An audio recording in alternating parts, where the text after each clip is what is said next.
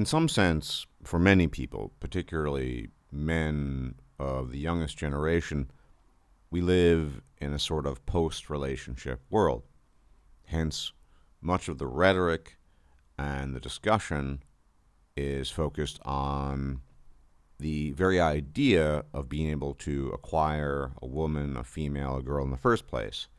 Hence the notion of the black pill, specifically with respect to the mating and dating game, lookism, this sort of thing. And I want to say at the outset that the black pill view of mating and dating is not incorrect. It's largely correct.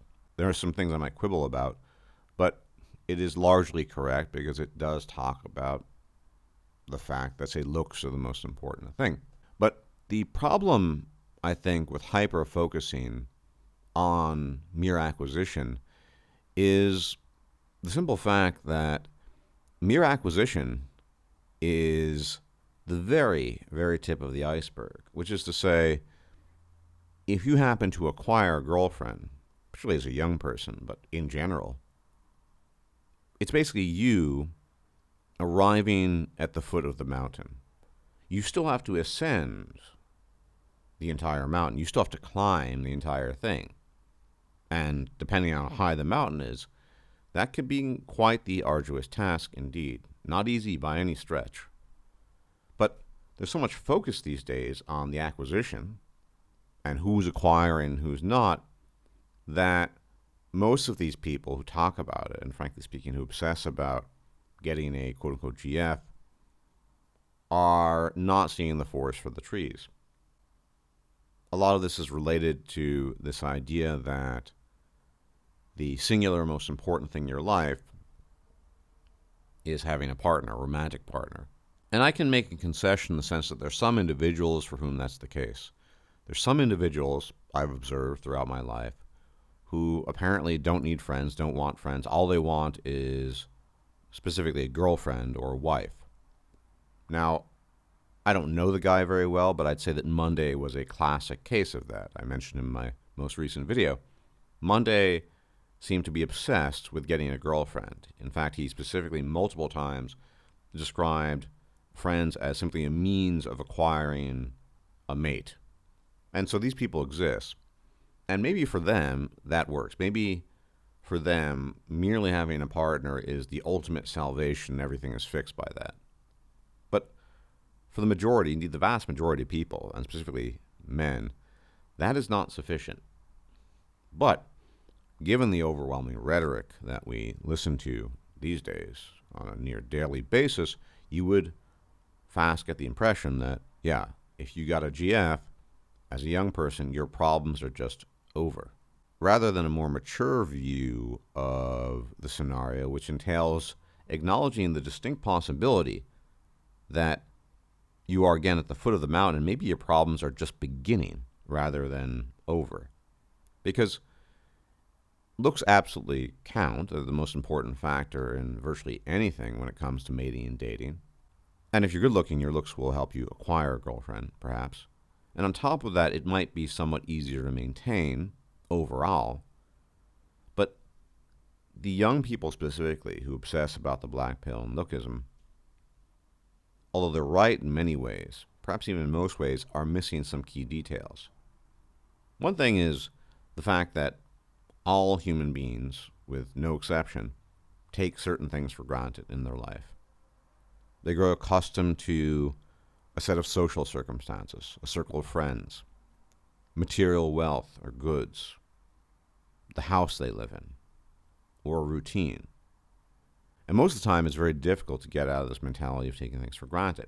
Sometimes you might have an episode, for example, if you've had an unfortunate visit to a hospital for the sake of an operation, you might have some insight, some epiphany briefly. But you'll notice that this epiphany, this insight, it wanes, as does the motivation over the subsequent weeks, and you fall back into routine where you take certain things for granted. And this is very, very common. The same applies, as it does with everything else, to relationships, which is to say, let's assume you're Chad or Chad Light, even if you do have a relationship or a marriage, the woman in question is going to take your presence for granted. Remember, relationships are mostly about the chase and the initial acquisition. Everything, with almost no exception, becomes more lackluster once you've acquired it. There's that old saying, and I'm not sure who perpetuated it, but it's pretty famous. Show me a woman that every man wants, and I'll show you a man who's tired of banging her. And the reverse is also true.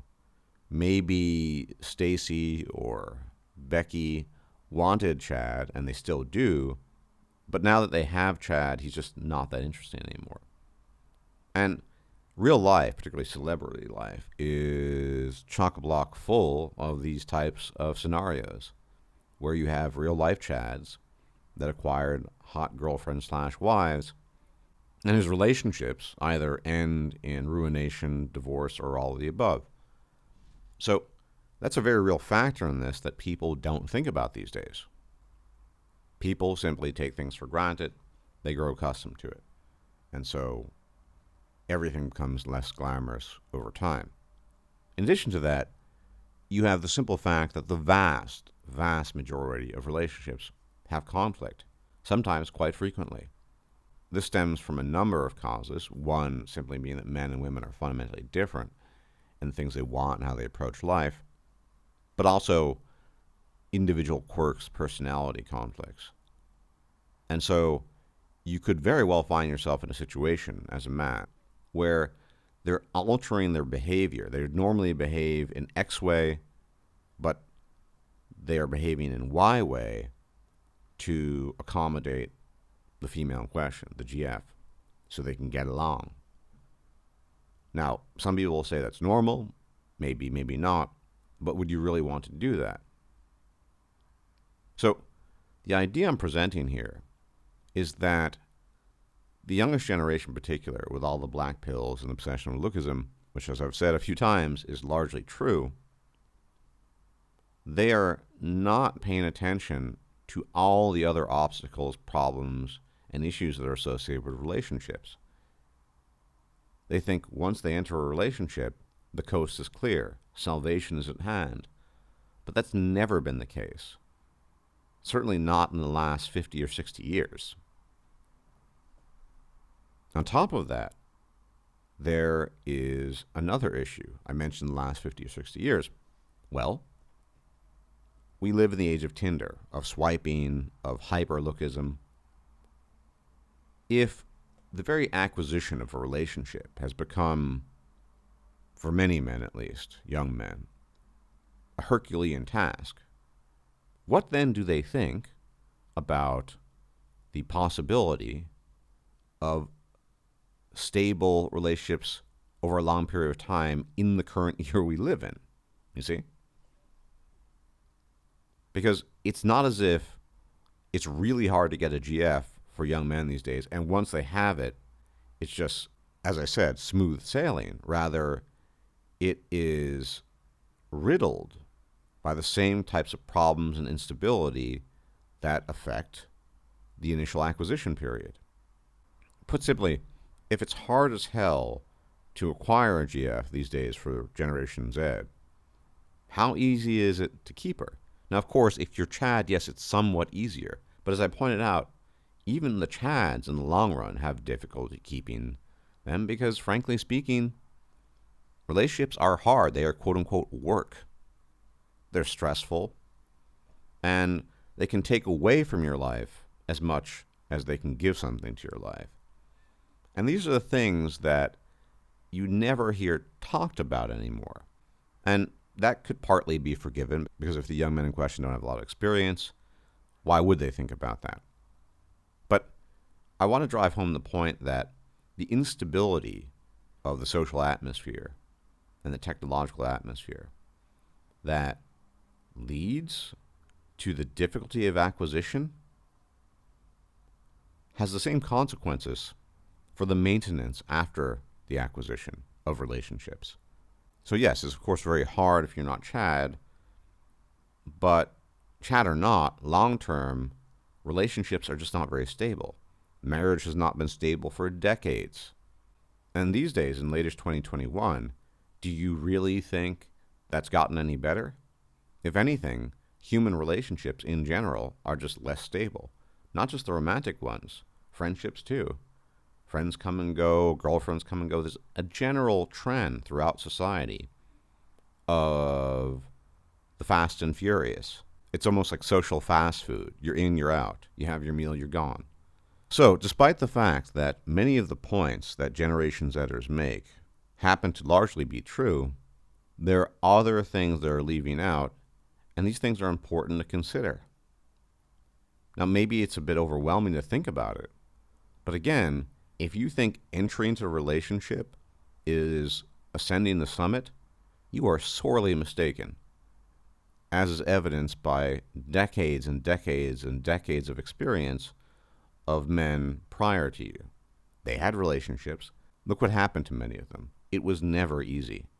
And this is something I think we've forgotten here in our overwhelmingly black-pilled atmosphere, and even in the red-pill atmosphere.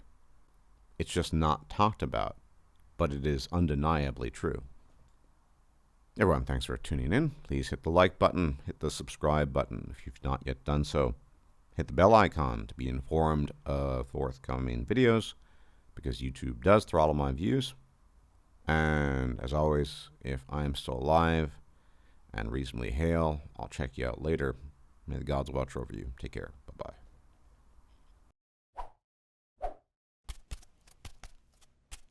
If you liked this video, please like, share, and subscribe. And if you enjoy my content, please consider making a donation or becoming a patron. Thanks for watching.